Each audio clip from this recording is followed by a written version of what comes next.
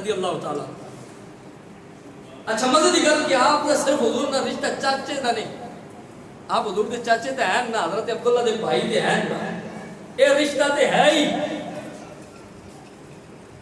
حضور کریم نبی صلی اللہ علیہ وسلم دے چاچا بھی ہیں نے، ایک رشتے نال آپ دے مسیر بھی لگدے نے، خالہ زاد نے،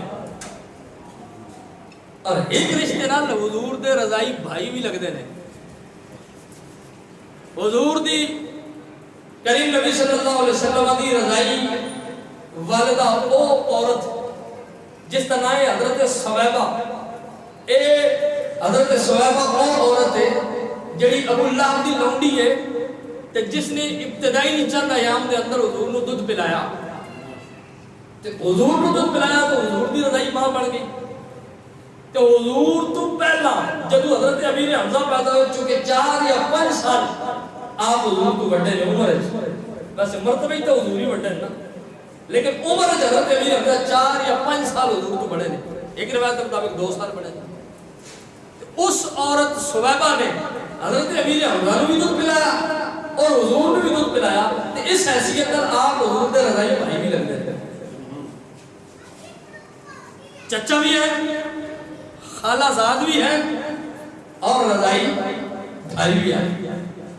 اور حضرت امیر حمزہ رضی اللہ تعالیٰ عنہ نے ایک اعزاز اور بخشیا گیا. اللہ نے شانت آپ کو بڑی عطا کی، ایک خاص شان اللہ نے آپ نے یہ بھی عطا کی کہ جب عہد کے میدان کے اندر آپ کو شہید کر دیتا گیا.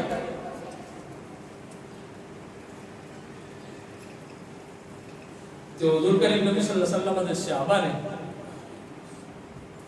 جدو شہداء دے جسم اکٹھے کرنا شروع کیتا ہے نا، صحابہ نے حضور نے آ کے دسے یا رسول اللہ تھوڑے چاچا نظر نہیں آ رہے، حضرت امیر حمزہ نظر نہیں آ رہے یا رسول اللہ. تو میرے کریم نبی صلی اللہ علیہ وسلم نے حضرت امیر حمزہ دے بارے کچھ سوچیا تو سوچ کے فرمایا صحابہ پریشان نہیں ہونا، حضرت امیر حمزہ کو فرشتے اٹھا کے لے گئے نے جنت وچ، اور میرے چاچے کو فرشتے غسل دے رہے ہیں. تھوڑی دیر بعد حضرت حمزہ نے غسل دے کے زمین تے بھیج دیتے ہیں. 2 صحابہ کرام کے بارے میں مشہور ہے، ایک تو ان میں بیان کرتے تھے حضرت امیر حمزہ کے بارے میں، ایک اور صحابی جنہوں نے غسیل الملائکہ ہے انہوں کا نام ہے حضرت حنظلہ جنہوں نے فرشتیاں کو غسل دیتا ہے. اور دوسرے ایرے جڑے حضرت امیر حمزہ نے کہ جنہوں نے فرشتے خود اٹھا کے جنت میں لے گئے اور جنت جو غسل دے کے حضرت امیر حمزہ کو واپس بھیجا. حالانکہ شرعی مسئلہ ہے.